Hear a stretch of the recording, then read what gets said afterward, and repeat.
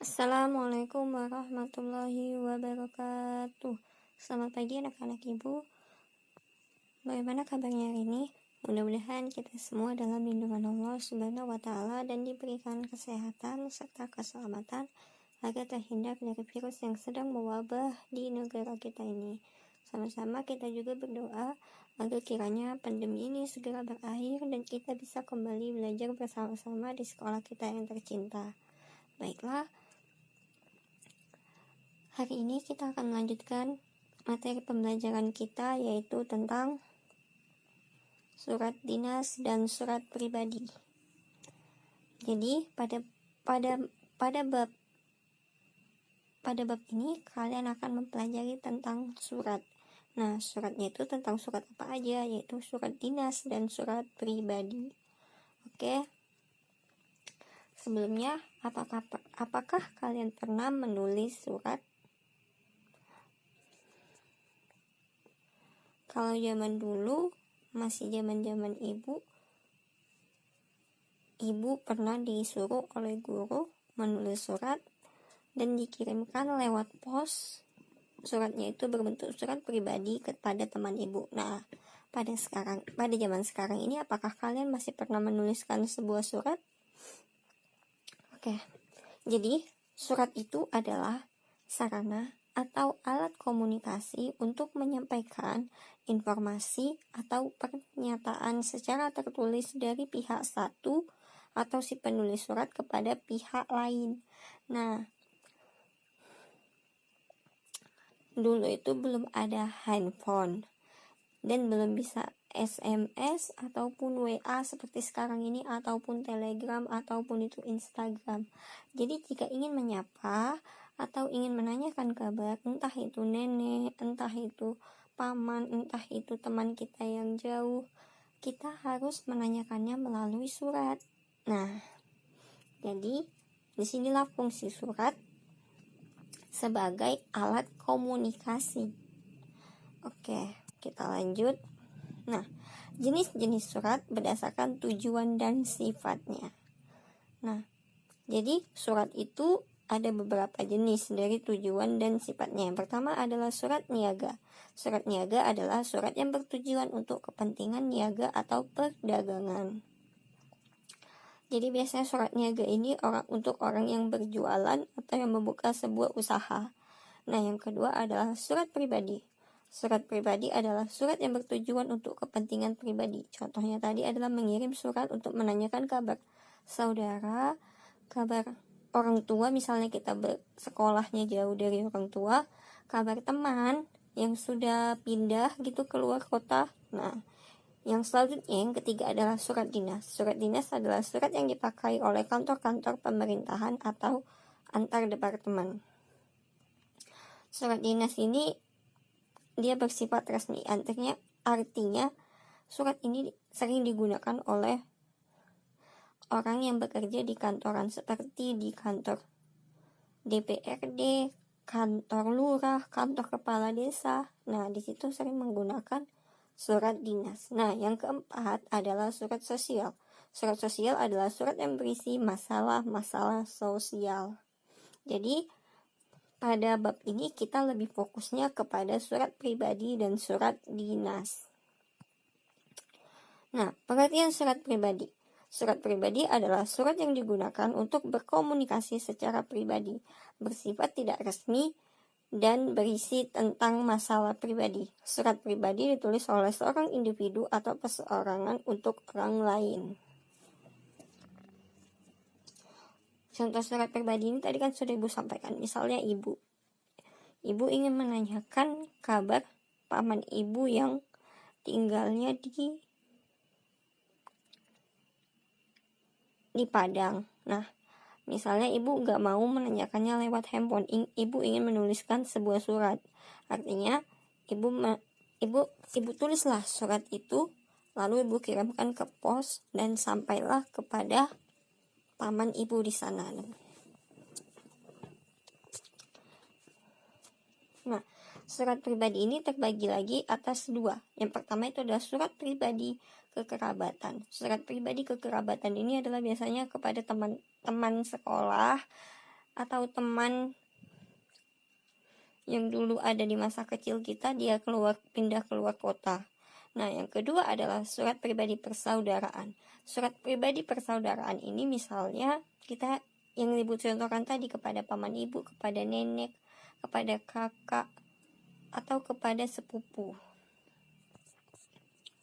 Nah, selanjutnya adalah pengertian surat dinas. Surat dinas adalah surat yang dikirim oleh suatu instansi atau lembaga kepada perseorangan atau instansi ke instansi lain yang berisi hal-hal kedinasan. Selanjutnya adalah jenis surat dinas. Surat dinas yang pertama adalah surat permohonan. Surat permohonan ini adalah surat yang ditujukan kepada sebuah instansi atau perseorangan dengan jabatan lebih tinggi untuk meminta bantuan tertentu.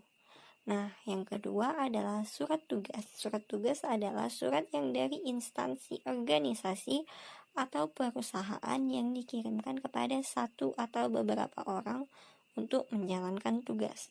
Nah, yang ketiga adalah surat perizinan. Surat perizinan yaitu surat yang dikirimkan untuk instansi, organisasi, perusahaan, atau perorangan untuk mendapatkan izin untuk melakukan atau tidak melakukan atau suatu kegiatan. Yang keempat adalah surat pemberitahuan. Adalah surat yang berisi pemberitahuan kepada semua anggota dalam suatu kelompok atau organisasi yang berbentuk surat pengumuman, surat edaran, dan surat pernyataan. Nah, yang terakhir adalah surat undangan. Surat undangan itu adalah surat yang dibuat oleh seseorang atau instansi ditujukan kepada seseorang untuk menghadiri suatu acara. Nah, di sini ada perbedaan antara ciri-ciri surat dinas dan surat pribadi. Kalau surat dinas itu dia menggunakan kop surat atau kepala surat dan juga nama instansi atau suatu lembaga.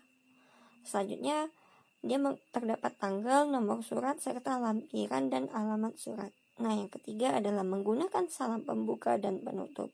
Yang keempat adalah terdapat stempel di dalam surat. Stempel inilah yang menandakan bahwa surat ini adalah surat resmi atau surat dinas. Nah, yang kelima adalah menggunakan bahasa yang baku dan efektif. Biasanya surat dinas itu menggunakan bahasa yang baku. Bukan berarti surat pribadi tidak menggunakan bahasa yang baku. Jika kita tadi ingin mengirimkan surat yang berjenis persaudaraan, yaitu kepada orang yang lebih tua dari kita, misalnya paman, tante, nggak mungkin kita menuliskan surat pribadi itu dengan bahasa yang tidak baku.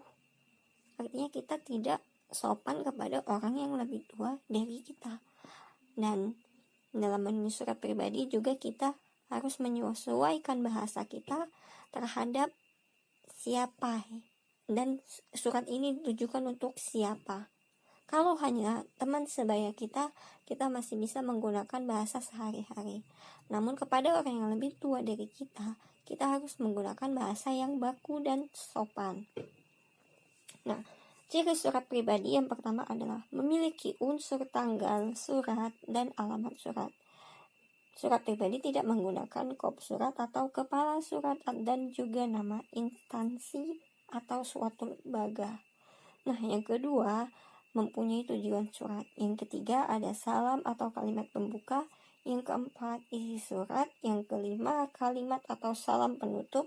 Dan yang terakhir adalah identitas dan tanda tangan pengirim surat. Untuk lebih lengkapnya tentang bagian-bagian dari surat akan kita pelajari pada pertemuan selanjutnya. Nah, selanjutnya adalah menyimpulkan isi surat pribadi dan surat dinas.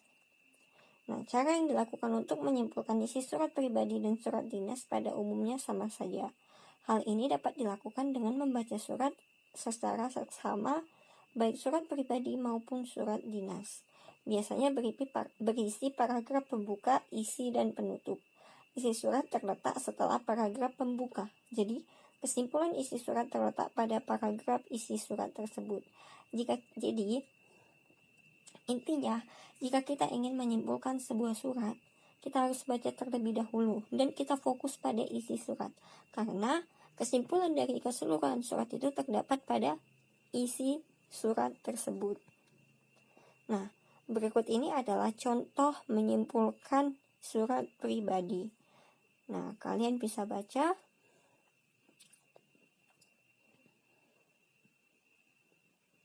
dengan cara mempausekan videonya. Nah, yang selanjutnya adalah contoh menyimpulkan surat dinas. Kalian bisa baca setelah mempausekan videonya. Baik. Oke. Nah, tugas kalian adalah mencatat materi yang sudah Ibu sampaikan tadi. Oke, sekian materi kita kali ini tentang surat pribadi dan surat dinas. Jadi Ibu harap kalian bisa berlatih untuk menulis surat pribadi ataupun surat dinas. Karena sekarang ini kalau ingin menanyakan kabar, entah itu menyapa orang lain, bisa menggunakan HP. Padahal pada zaman Ibu dulu, sebelum ada handphone, kami masih sering menggunakan surat untuk menyapa atau saling bertanya kabar dengan teman ataupun saudara dengan menggunakan surat, dan itu rasanya lebih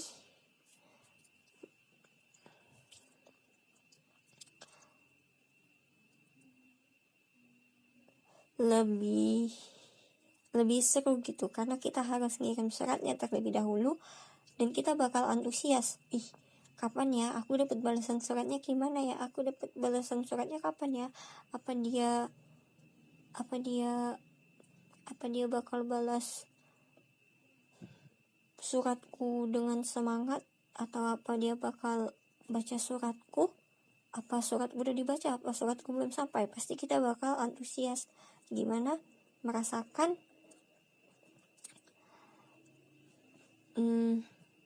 deg-degan atau nunggu balasan surat dari teman ataupun saudara kita.